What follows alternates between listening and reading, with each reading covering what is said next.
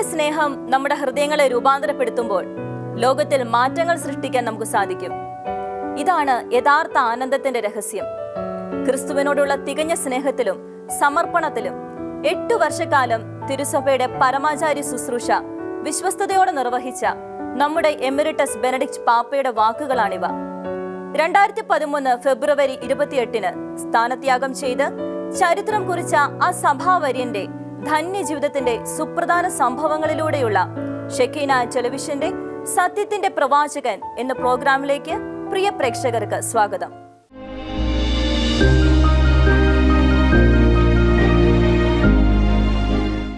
Emeritus Benedict 16 പാപ്പയുടെ ആകസ്മികമായ സ്ഥാനത്യാഗ പ്രഖ്യാപനവും തുടർന്നുണ്ടായ ഔദ്യോഗിക സ്ഥാനത്യാഗവും ആഗോള സഭയിൽ വലിയ ചലനങ്ങൾ സൃഷ്ടിച്ച ഒന്നായിരുന്നു. ആ ചരിത്ര പ്രാധാന്യമേറിയ മുഹൂർത്തത്തിന്റെ പിന്നാമ്പുറങ്ങളിൽ സഭയ്ക്കുള്ളിൽ നിന്നും പുറത്തുനിന്നും ഉയർന്ന പ്രതിസന്ധികളാണെന്ന വാർത്തകൾ പ്രചരിച്ചു.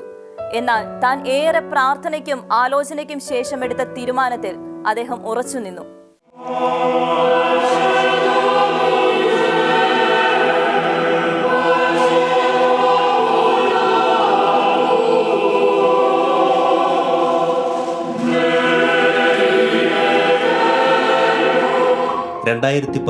ഫെബ്രുവരി 11 കർദിനാൾ സംഘത്തിന്റെ മുൻപാകെ ബെനഡിക്റ്റ് പാപ്പ ആദ്യമായി തന്റെ സ്ഥാനത്യാഗത്തെപ്പറ്റി ഔദ്യോഗികമായി പ്രഖ്യാപിച്ചു. വിശുദ്ധരുടെ നാമകരണ നടപടികളെ അടിസ്ഥാനമാക്കിയുള്ള സമ്മേളനത്തിൽ ബെനഡിക്റ്റ് പാപ്പായുടെ ഈ പ്രഖ്യാപനം തികച്ചും അപ്രതീക്ഷിതവും ഉൾക്കൊള്ളാൻ പ്രയാസമുള്ളതുമായിരുന്നു.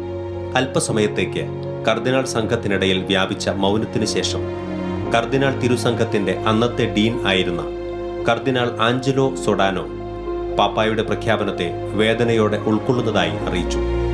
തികഞ്ഞ ദൃഢതയോടെയും സ്ഥൈര്യത്തോടെയും തന്റെ തീരുമാനം അറിയിച്ചുകൊണ്ട് പാപ്പ ഇപ്രകാരമാണ് പറഞ്ഞത്: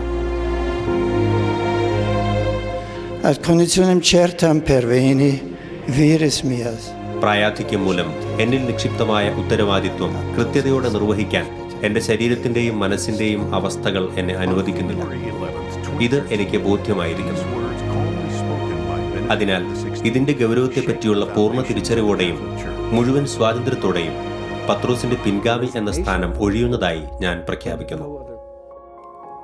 സമ്മേളനത്തിനു ശേഷം യാതൊരു ഭാവമാറ്റവുമില്ലാതെ പതിവ് പോലെ പാപ്പ തന്റെ അപ്പസ്തോലിക ആശീർവാദം നൽകി കർദിനാൾ സംഘത്തെ അനുഗ്രഹിച്ചു. എന്നാൽ സദസ്സിലാകെ ആശങ്കയുടെയും ദുഃഖത്തിന്റെയും അന്തരീക്ഷം തളം കെട്ടിനിന്നു.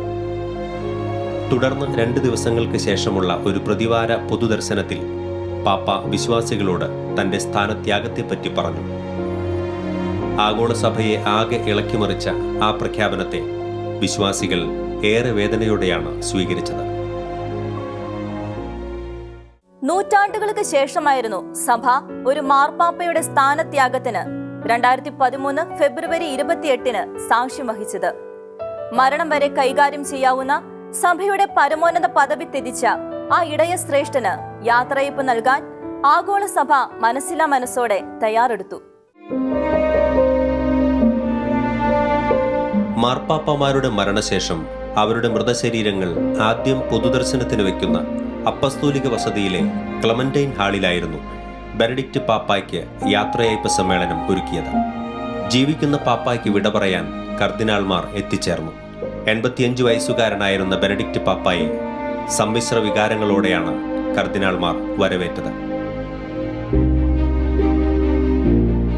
നിറഞ്ഞ സ്നേഹവായ്പകളോടെ കർദിനാൾ തിരുസംഘം നൽകിയ പ്രാർത്ഥനാശംസകൾ പാപ്പ സ്വീകരിച്ചു.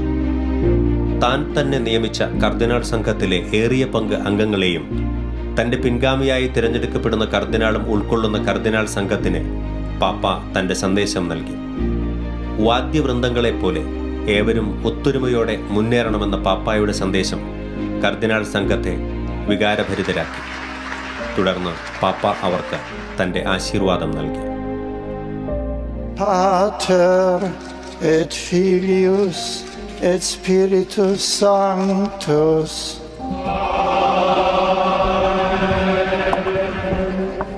തുടർന്ന് വ്യക്തിപരമായി കർദിനാൾമാരുമായി കൂടിക്കാഴ്ച നടത്തിയ ശേഷം പാപ്പ തന്റെ പേപ്പൽ വസതിയോട് വിട പറഞ്ഞു. തന്റെ സ്ഥാനത്യാഗം തന്നെ കേന്ദ്രീകരിച്ചുള്ളതല്ലെന്നും സഭയുടെ പുരോഗതിക്കു വേണ്ടിയാണെന്നും ബെനഡിക്റ്റ് പാപ്പ വ്യക്തമാക്കിയതായി വാഷിംഗ്ടൺ ആർച്ച് ബിഷപ്പ് കർദിനാൾ ഡൊണാൾഡ് വേൾ പിന്നീട് പറയുകയുണ്ടായി. He was saying, this isn't about me. This is all about the church moving forward. It was beautiful. യാത്രയയപ്പ് ചടങ്ങുകൾക്ക് ശേഷവും പാപ്പയെ യാത്രയയക്കാനായി പേപ്പൽ ഉദ്യോഗസ്ഥരും സ്വിസ് ഗാർഡുകളും സാന്താ മാർത്തയിൽ ഒത്തുചേർന്നിരുന്നു.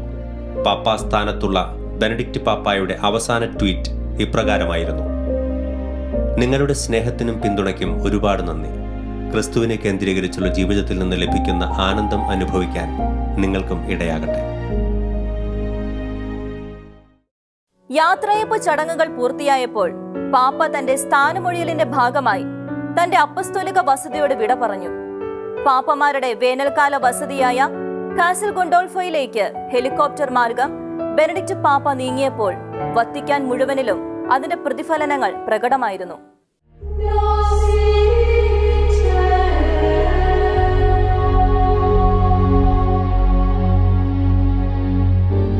എട്ട് വർഷങ്ങൾക്ക് മുൻപ് ദൈവം ഭരമേൽപ്പിച്ച വിശുദ്ധ പത്രോസിന്റെ പിന്തുടർച്ചാ സ്ഥാനം വിശ്വസ്തയോടെ നിർവഹിച്ചതിന്റെ കൃതാർത്ഥതയിൽ ബെനഡിക്റ്റ് പാപ്പ ഔദ്യോഗിക പേപ്പൽ വസതിയുടെ പടികളിറങ്ങി.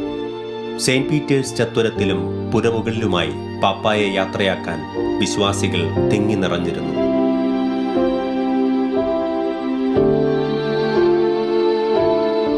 പാപ്പായെയും കൊണ്ട് വത്തിക്കാനിൽ നിന്നും ഹെലികോപ്റ്റർ പറന്നുയർന്നത് വിളിച്ചറിയിച്ച് റോമിൽ ദേവാലയമണികൾ മുഴങ്ങി.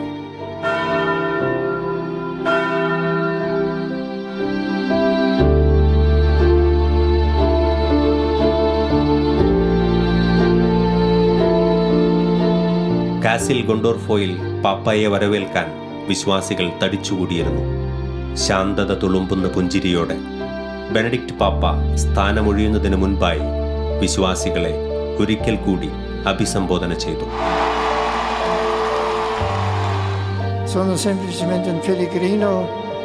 ശാന്തത തുളുമ്പുന്ന പുഞ്ചിരിയോടെ ബെനഡിക്റ്റ് പാപ്പ സ്ഥാനമൊഴിയുന്നതിന് മുൻപായി വിശ്വാസികളെ ഒരിക്കൽ കൂടി അഭിസംബോധന ചെയ്യുകയും അവർക്ക് നന്ദി പറയുകയും ചെയ്തു. അന്ന് രാത്രി 8 മണിക്ക് പാപ്പായുടെ സ്ഥാനത്യാഗം പ്രാബല്യത്തിലായെന്നറിയിച്ച് സ്വിസ് ഗാർഡുകൾ കാസിൽ ഗൊണ്ടോർഫോയുടെ വാതിലുകൾ അടച്ചു. ബെനഡിക്റ്റ് പാപ്പ തന്റെ ഔദ്യോഗിക പദവി ത്യജിച്ച് എമിരറ്റസ് പാപ്പയായി തന്റെ ശുശ്രൂഷകൾക്ക് അവിടെ തുടക്കം കുറിക്കുകയായിരുന്നു. ലോകം നിങ്ങൾക്ക് സുഖസന്തോഷങ്ങൾ വാഗ്ദാനം ചെയ്യും. എന്നാൽ നിങ്ങൾ സൃഷ്ടിക്കപ്പെട്ടത് അവയ്ക്ക് വേണ്ടിയല്ല, ദൈവമഹത്വത്തിനായാണ് നിങ്ങൾ സൃഷ്ടിക്കപ്പെട്ടത്. സ്വന്തം ജീവിതത്തെ സാക്ഷ്യമാക്കി എമിരറ്റസ് ബെനഡിക്റ്റ് പാപ്പ പറഞ്ഞ ഈ വരികൾ ക്രൈസ്തവ ജീവിതത്തിന്റെ അന്തസ്സത്തെ സൂചിപ്പിക്കുന്നതാണ്. കുഞ്ഞുനാൾ മുതലുള്ള അദ്ദേഹത്തിന്റെ ജീവിതവും ദൈവമഹത്വത്തിന്റെ പ്രഘോഷണ വേദിയായിരുന്നു. 1927 ഏപ്രിൽ 16 ജർമ്മനിയിലെ ബവേറിയയിൽ ജോസഫ് റാറ്റ്സിംഗർ ജനിച്ചു. നാസിസത്തിന്റെ സിദ്ധാന്തങ്ങളും മൃഗീയ നിലപാടുകളും കുഞ്ഞിലെ തന്നെ കൊച്ചു റാറ്റ്സിംഗറിൽ അതൃപ്തിയുടെയും ആത്മീയ ലാഘവത്തിന്റെയും ചോദ്യങ്ങൾ ഉയർത്തി. കത്തോലിക്ക സഭയുടെ ആത്മീയ കോട്ടയാൽ അദ്ദേഹം സ്വയം നാസിസത്തിൽ നിന്ന് പ്രതിരോധമേർപ്പെടുത്തി. നാസി സൈന്യത്തിലേക്ക് നിർബന്ധപൂർവം യുവാക്കളെ ചേർക്കുന്നതിന്റെ ഭാഗമായി റാറ്റ്സിംഗറും സൈന്യത്തിൽ അംഗമാകേണ്ടി വന്നു. സൈന്യത്തിൽ നിന്നും പിന്മാറുന്നവരെ തൽക്ഷണം വെടിവെച്ച് കൊലപ്പെടുത്തുക എന്ന നാസി തത്വം നിലനിൽക്കെ ആ ധീരയോദ്ധാവ് തന്റെ ദൈവവിളിക്ക് പ്രത്യുത്തരം നൽകാനായി യുദ്ധമുഖത്തു നിന്നും സ്വന്തം ഭവനത്തിലേക്ക് മടങ്ങി. ഇതിന്റെ ഫലമായി അദ്ദേഹം തടവ് ശിക്ഷയ്ക്ക് വിധേയനാക്കപ്പെടുകയും 1 മാസത്തോളം ജയിൽവാസം അനുഭവിക്കുകയും ചെയ്തു. 1951 ജൂൺ 29 കർദിനാൾ മൈക്കിൾ ഫോൾ ഹാബറിൽ നിന്ന് അദ്ദേഹം പൗരോഹിത്യം സ്വീകരിച്ചു.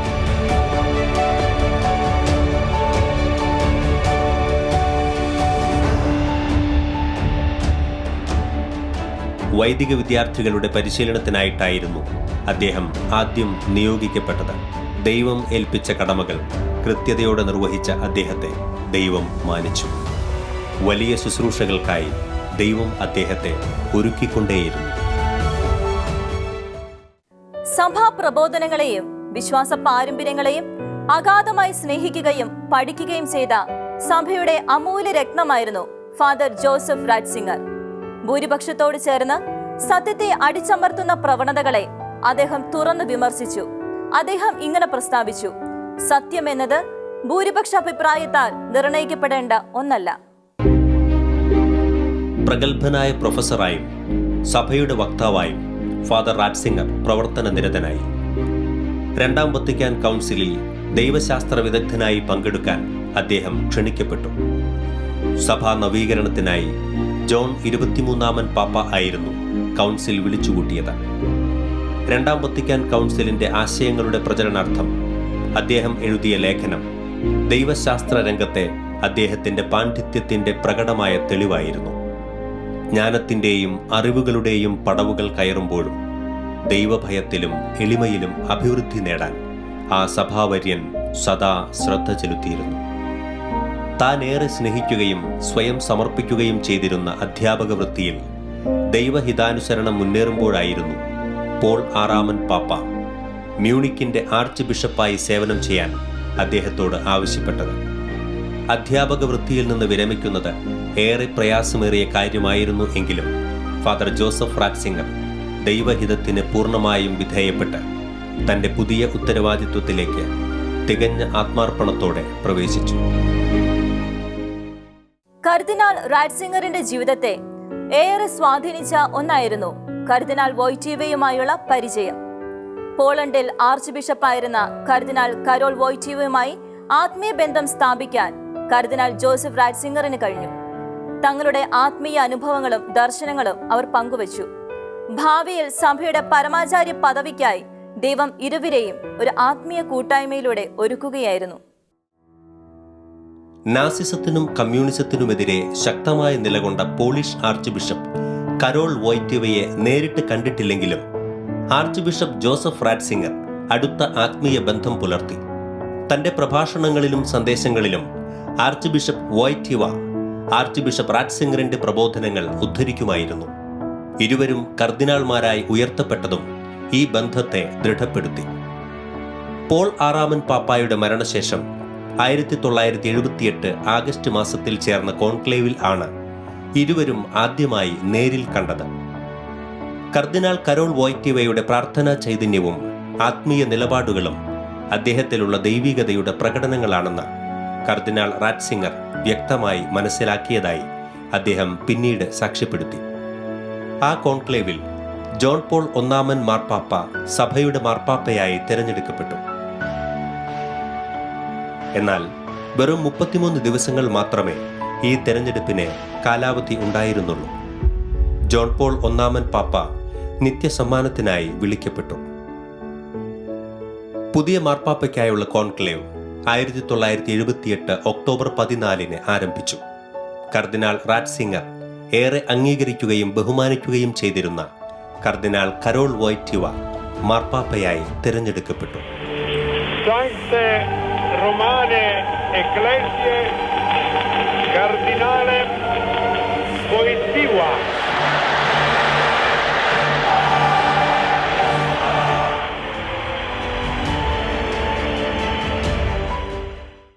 ജോൺ പോൾ 2-ാമൻ പാപ്പയോടുള്ള പൂർണ്ണ വിധേയത്വത്തിലും സഹകരണത്തിലും കർദിനാൾ ജോസഫ് റാറ്റ്സിംഗർ തന്റെ സഭാ സേവനങ്ങൾ പൂർവാധികം തീക്ഷ്ണതയോടെ തുടർന്നു. ദൈവരാജ്യ വിസ്തൃതിക്കും സഭയുടെ പുരോഗതിക്കുമായി അക്ഷീണം പരിശ്രമിച്ചുകൊണ്ടേയിരുന്നു ആ സഭാവര്യൻ.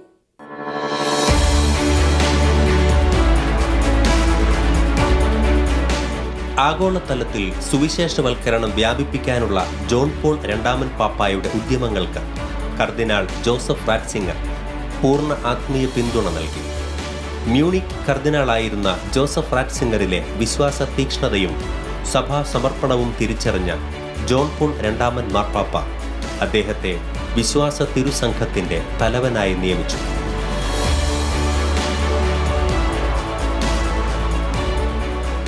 അദ്ദേഹത്തിന്റെ ദൈവശാസ്ത്രപരമായ ഗവേഷണങ്ങൾ തുടരുന്നതിനും പ്രസിദ്ധീകരിക്കുന്നതിനും ജോൺ പോൾ 2-ാമൻ പാപ്പ അനുമതിയും പ്രോത്സാഹനവും നൽകി.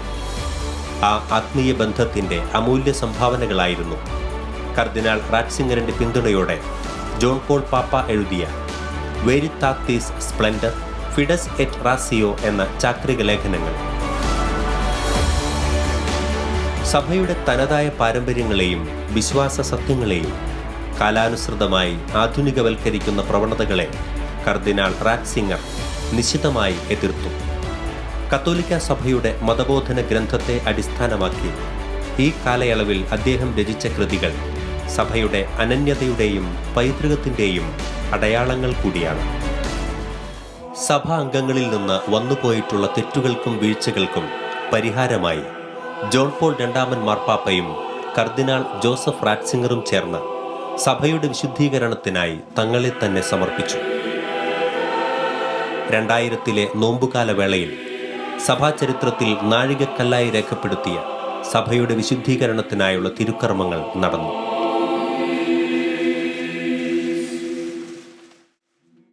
സഭയിൽ ഏറെ ആന്തരിക പ്രതിസന്ധികൾ ഉടലെടുത്ത കാലമായിരുന്നു അത്. ദൈവിക വിവേകത്തോടെയും ജ്ഞാനദൃഷ്ടിയോടെയും സഭാ പ്രതിസന്ധികളെ കൈകാര്യം ചെയ്യാനായി ജോൺ പോൾ രണ്ടാമൻ പാപ്പ കർദിനാൾ റാറ്റ്സിംഗറിനെ ചുമതലപ്പെടുത്തി.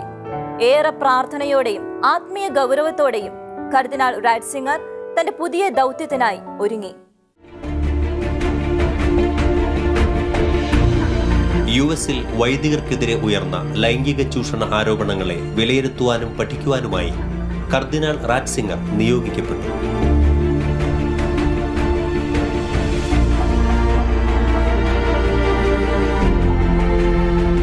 ദൈവിക ആലോചന പ്രകാരം അദ്ദേഹം ഈ പ്രതിസന്ധിയിൽ ഇടപെടുകയും കുറ്റക്കാർക്ക് പാപ്പായുടെ തീരുമാനപ്രകാരമുള്ള വിധി നടപ്പിലാക്കുകയും ചെയ്തു. തുടർന്നുള്ള തന്റെ ജീവിതം ആത്മീയ രചനകൾക്കായി സമർപ്പിക്കാൻ അദ്ദേഹം ആഗ്രഹിച്ചു.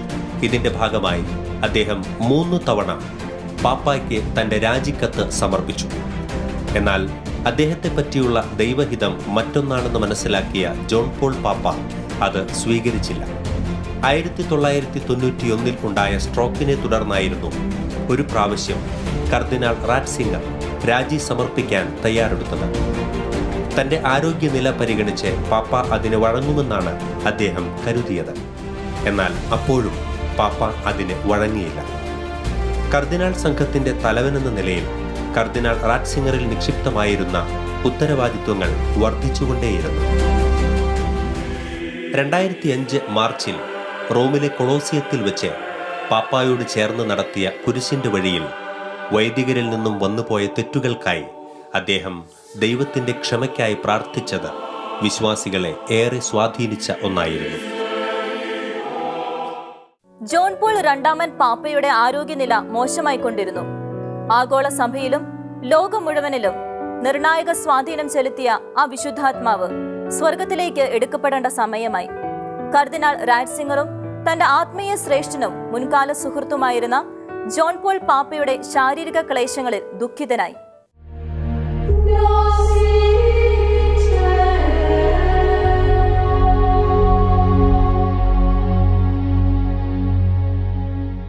ജോൺ പോൾ പാപ്പായുടെ അന്ത്യനിമിഷങ്ങൾ ആഗതമായെന്ന സൂചനയുമായി അദ്ദേഹത്തിന്റെ ആരോഗ്യനില അതീവ ഗുരുതരമായി.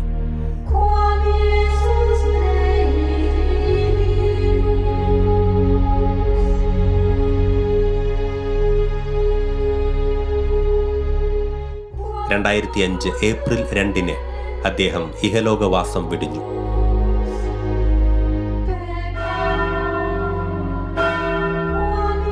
കർദിനാൾ തിരുസംഘത്തിന്റെ തലവനായിരുന്ന കർദിനാൾ ജോസഫ് റാറ്റ്സിംഗറിന്റെ മുഖ്യ കാർമ്മികത്വത്തിൽ ജോൺ പോൾ രണ്ടാമൻ പാപ്പായുടെ മൃതസംസ്കാര ശുശ്രൂഷകൾ നടന്നു.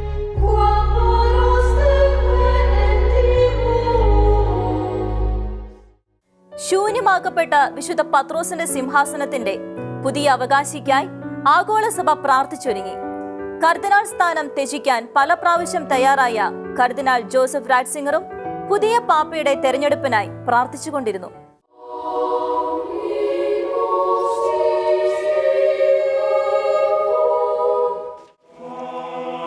വിശുദ്ധ ജോൺ പോൾ രണ്ടാമൻ പാപ്പായുടെ വിയോഗത്തിന് കുറച്ചു ദിവസങ്ങൾക്ക് ശേഷം 115 കർദിനാൾമാർ സിസ്റ്റൈൻ ചാപ്പലിന്റെ അടഞ്ഞ വാതിലുകൾക്കുള്ളിൽ കോൺക്ലേവിനായി സമ്മേളിച്ചു. 78 വയസ്സുകാരനായിരുന്ന കർദിനാൾ റാറ്റ്സിംഗറും പുതിയ പാപ്പായെ തിരഞ്ഞെടുക്കുവാൻ പ്രാർത്ഥനാപൂർവം അവരുടെ ഇടയിൽ ഉണ്ടായിരുന്നു. പുതിയ പാപ്പായുടെ തിരഞ്ഞെടുപ്പിനെക്കുറിച്ചുള്ള ഫലം അറിയിക്കാൻ വത്തിക്കാനിൽ വെളുത്ത പുക ഉയർന്നു.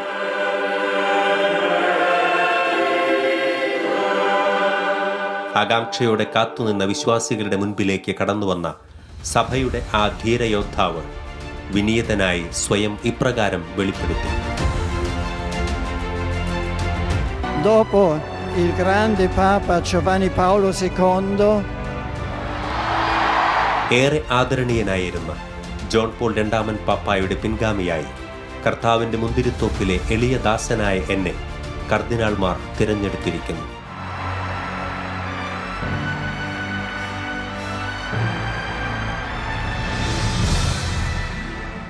പാപ്പാസ്ഥാനത്ത് അവരോധിക്കപ്പെടുന്നതിൻ്റെ ആദ്യപടിയായി പാപ്പ ബെനഡിക്റ്റ് 16 എന്ന ഔദ്യോഗിക നാമം സ്വീകരിച്ചു. വിശുദ്ധ ബെനഡിക്റ്റിനെയും ബെനഡിക്റ്റ് 15 പാപ്പായെയും അനുസ്മരിച്ചായിരുന്നു അദ്ദേഹം ഈ പേര് തിരഞ്ഞെടുത്തത്. സഭയുടെ ആത്മീയ അരക്ഷിതാവസ്ഥയിൽ ധീരതയോടെ സത്യത്തിന് സാക്ഷ്യം നൽകിയും സമാധാനത്തിനായി പൊരുതുകയും ചെയ്ത മഹത് വ്യക്തിത്വങ്ങളായിരുന്ന അവരെ അനുകരിച്ചാകും തൻ്റെ പൊന്തിഫിക്കൽ പ്രവർത്തനങ്ങളെന്ന് അദ്ദേഹം വ്യക്തമാക്കിയിരുന്നു. I remember Pope Benedict XV said, "Courageous is a prophet of peace who guided the church through turbulent times of war. In his footsteps, I place my ministry in the service of reconciliation and harmony between peoples." ദൈവം തന്നെ ഏൽപ്പിച്ച സഭയുടെ പരമാചാര്യ ശുശ്രൂഷ ഏറ്റവും വിശ്വസ്തയോടെ ദൈവഹിതമനുസരിച്ചും നിർവഹിക്കാൻ Benedict പാപ്പ പ്രത്യേകം ശ്രദ്ധിച്ചിരുന്നു. പ്രായാധിക്യത്തിന്റെ പരിമിതികളോ പ്രതികൂല സാഹചര്യങ്ങളോ ആ ഇടയശ്രേഷ്ഠനെ തന്റെ ഉത്തരവാദിത്വങ്ങളിൽ നിന്നും വ്യതിചലിപ്പിച്ചില്ല.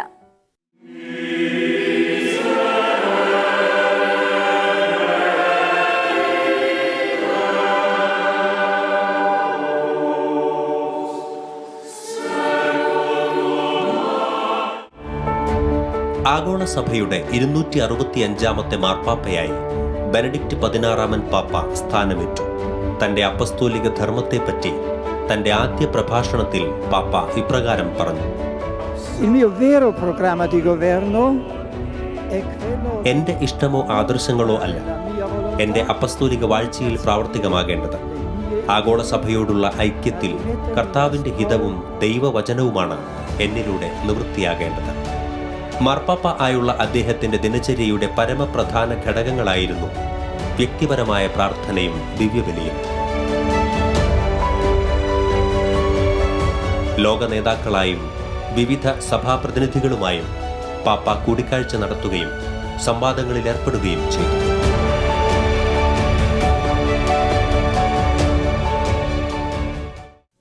കർമ്മോത്സുകനും പ്രവർത്തന നിരതനുമായിരുന്ന വിശുദ്ധ ജോൺ പോൾ 2 പാപ്പയുടെ പ്രവർത്തനങ്ങൾ തുടരുക എന്നത് 78-കാരനായിരുന്ന ബെനഡിക്റ്റ് പാപ്പയ്ക്ക് ഊഹിക്കാവുന്നതിലപ്പുറം പ്രയാസമേറിയതായിരുന്നു.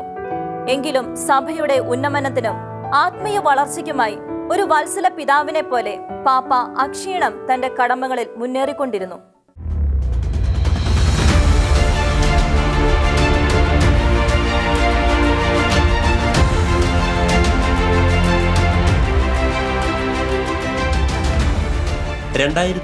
ആഗസ്റ്റിൽ ജർമ്മനിയിലെ കൊളോണിലായിരുന്നു ബെനഡിക്റ്റ് പാപ്പായുടെ ആദ്യ അപ്പസ്തോലിക സന്ദർശനം.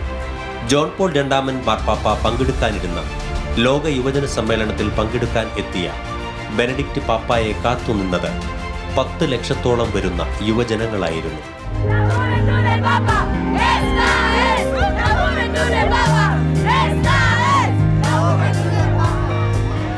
ദിവ്യകാരുണ്യ ആരാധനയിലും വിശുദ്ധ കുർബാനയിലും പരമമായ ആനന്ദം കണ്ടെത്തണമെന്നായിരുന്നു യുവജനങ്ങളോട് പാപ്പ അന്ന് പറഞ്ഞത്.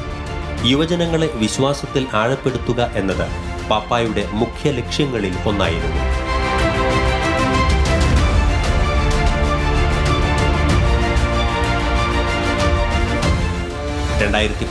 ആഗസ്റ്റിൽ സ്പെയിനിലെ മാഡ്രിഡിൽ നടന്ന ലോക യുവജന സമ്മേളനത്തിലും പാപ്പ തന്റെ സാന്നിധ്യം അറിയിച്ചു. 1.5 ദശലക്ഷം യുവജനങ്ങൾ സമ്മേളിച്ച വേദിയെ ശക്തമായ കൊടുങ്കാറ്റും പ്രതികൂല കാലാവസ്ഥയും കലുഷിതമാക്കാൻ ശ്രമിച്ചെങ്കിലും ദിവ്യകാരുണ്യ ആരാധനയെ അവ തടസ്സപ്പെടുത്താൻ പാപ്പ അനുവദിച്ചില്ല.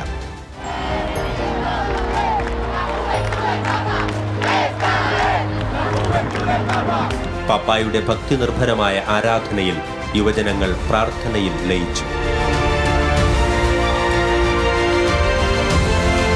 തങ്ങളുടെ പ്രിയപ്പെട്ട പാപ്പായോടൊപ്പം സാഹചര്യങ്ങളുടെ പ്രതികൂലങ്ങൾ മറന്ന യുവജനങ്ങൾ ദൈവാരാധനയിൽ മുഴുകി.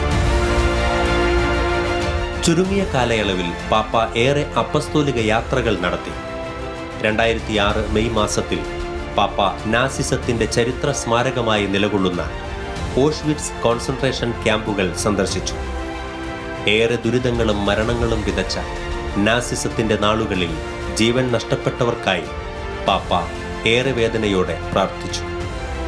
പാപ്പ പറഞ്ഞു, എണ്ണമറ്റ മനുഷ്യരുടെ ഭാവി സ്വപ്നങ്ങൾ മൺമറച്ച ഈ കല്ലറകൾ നമ്മുടെ ഹൃദയങ്ങളെ ഉലയ്ക്കുന്നവയാണ്. അവ നമ്മിൽ ഉളവാക്കേണ്ടത് വിദ്വേഷമല്ല, മറിച്ച് വിദ്വേഷത്തിന്റെ ക്രൂരമായ പ്രത്യാഘാതങ്ങളെപ്പറ്റി ചിന്തിപ്പിക്കുകയാണ് വേണ്ടത്.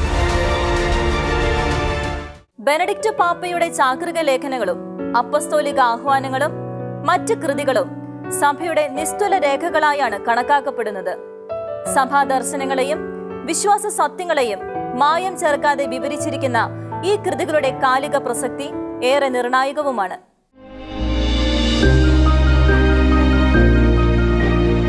ക്രൈസ്തവരെ പാർശ്വവൽക്കരിക്കുന്നതിനെതിരെയും അവർ നേരിടുന്ന ചൂഷണങ്ങൾക്കെതിരെയും ബെനഡിക്റ്റ് പാപ്പ പൊതുവേദികളിൽ തുറന്നു സംസാരിച്ചു. ദൈവം തന്നെ ഭരമേൽപ്പിച്ച തന്റെ അജഗണത്തിന്റെ ആത്മീയവും ഭൗതികവുമായ ആവശ്യങ്ങളിൽ ആ സ്നേഹപിതാവ് ഏറെ കരുതലോടെ ഇടപെടുകയും ദൈവത്തിൽ അധിഷ്ഠിതമായി അവരെ വളർത്തുന്നതിൽ ശ്രദ്ധ കേന്ദ്രീകരിക്കുകയും ചെയ്തിരുന്നു.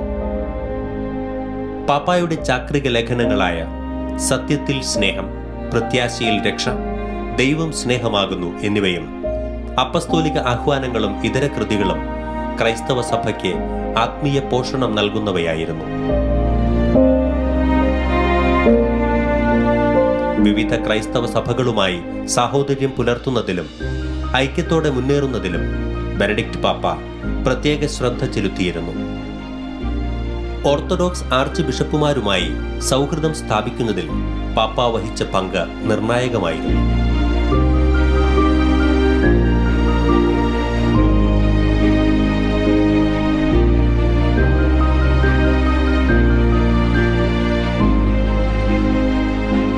ചൈനയിലെ ക്രൈസ്തവ സമൂഹങ്ങൾക്കുമേൽ ഭരണകൂടം ചെലുത്തിയ മതസ്വാതന്ത്ര്യ നിഷേധവും പീഡനമുറകളും ആ വത്സല പിതാവിനെ ഏറെ ദുഃഖിപ്പിച്ചു. അവരെ സഹായിക്കുവാനും ആത്മീയ കരുത്തു പകരുവാനും പാപ്പ സ്ഥിരോത്സാഹത്തോടെ പ്രവർത്തിച്ചു.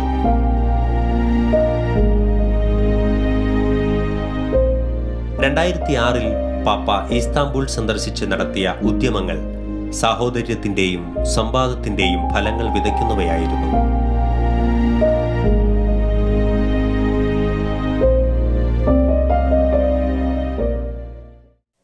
കർത്താവിന്റെ വചനം എന്ന അപ്പസ്തോലിക ആഹ്വാനത്തിൽ പാപ്പ ഇപ്രകാരം കുറിക്കുകയുണ്ടായി: യേശു ക്രിസ്തുവുമായുള്ള ഐക്യത്തിൽ നമുക്ക് നൽകപ്പെട്ട നിത്യജീവന്റെ വചസ്സുകൾ നമ്മിൽ തന്നെ ഒതുക്കി നിർത്താൻ നമുക്കാവില്ല. അത് എല്ലാ മനുഷ്യർക്കുമുള്ളതാണ്. ദൈവകൃപയാൽ നമുക്ക് നൽകപ്പെട്ടത് മറ്റുള്ളവർക്ക് പകർന്നു നൽകേണ്ടത് നമ്മുടെ കടമയാണ്. ഈ വാക്കുകൾ അക്ഷരാർത്ഥത്തിൽ പ്രാവർത്തികമാക്കുന്നവയായിരുന്നു അദ്ദേഹത്തിന്റെ സുവിശേഷ പ്രഘോഷണ ഉദ്യമങ്ങൾ. യഥാർത്ഥ ക്രൈസ്തവ ജീവിതത്തിലൂടെ ലഭ്യമാകുന്ന പ്രത്യാശയുടെയും ആനന്ദത്തിന്റെയും സംതൃപ്തിയുടെയും അനുഭവത്തിലേക്ക് ദൈവം തന്നെ ഏൽപ്പിച്ച അജഗണം കടന്നുവരണമെന്ന് ആ പിതാവ് അതിയായി ആഗ്രഹിച്ചിരുന്നു. വിശ്വാസം സത്യമാണെങ്കിൽ അത് പ്രഘോഷിക്കാൻ നാം നിർബന്ധിതരാകും എന്ന് പാപ്പ പഠിപ്പിച്ചു. യേശു ക്രിസ്തുവിന്റെ ദൈവത്വത്തെ ലോകത്തിന് കാണിച്ചു കൊടുക്കുവാനുള്ള അദ്ദേഹത്തിന്റെ പ്രധാന ഉപാധിയായിരുന്നു ജീസസ് ഓഫ് നസറത്ത് എന്ന ഗ്രന്ഥ സമാഹാരം. തന്റെ അഗാധമായ ദൈവശാസ്ത്ര പാണ്ഡിത്യവും അറിവുകളും തന്റെ അജഗണവുമായുള്ള ബന്ധത്തിൽ വിള്ളൽ സൃഷ്ടിക്കാൻ അദ്ദേഹം അനുവദിച്ചില്ല. രോഗികളുമായും കുട്ടികളുമായും പാപ്പ ഏറെ സ്നേഹവായ്പകളോടെ സമ്പർക്കം പുലർത്തിയിരുന്നു.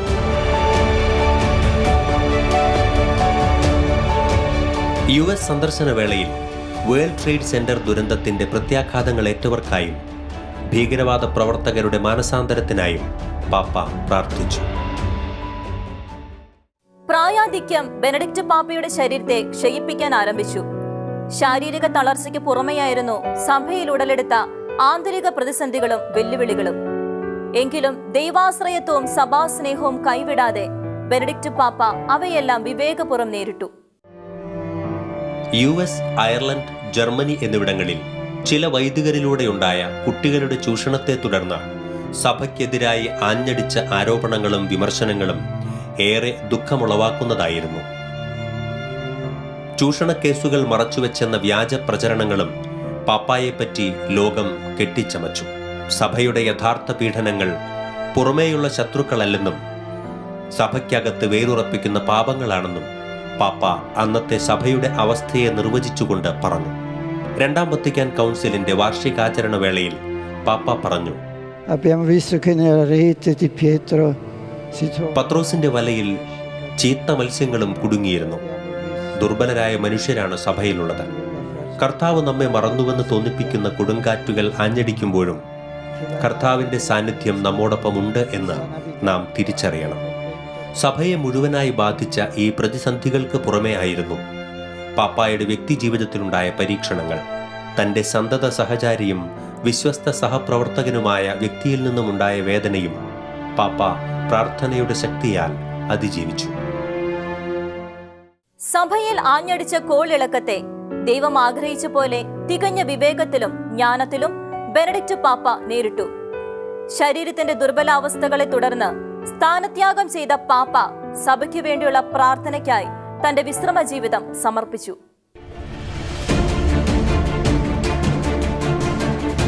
സ്ഥാനത്യാഗത്തെ തുടർന്ന് കാസിൽ ഗൊണ്ടോർഫോയിൽ ആയിരുന്ന എമിരറ്റസ് പാപ്പ വത്തിക്കാൻ ഉദ്യാനത്തിലെ ആശ്രമത്തിലേക്ക് 2013 തന്നെ താമസം മാറ്റി. ഓരോ ദിനവും ദൈവദാനമായാണ് അദ്ദേഹം കാണുന്നത് എന്നും പ്രാർത്ഥനയിൽ ഏറെ നേരം ചെലവഴിക്കുന്നുവെന്നും വത്തിക്കാൻ വൃത്തങ്ങൾ അറിയിച്ചിരുന്നു.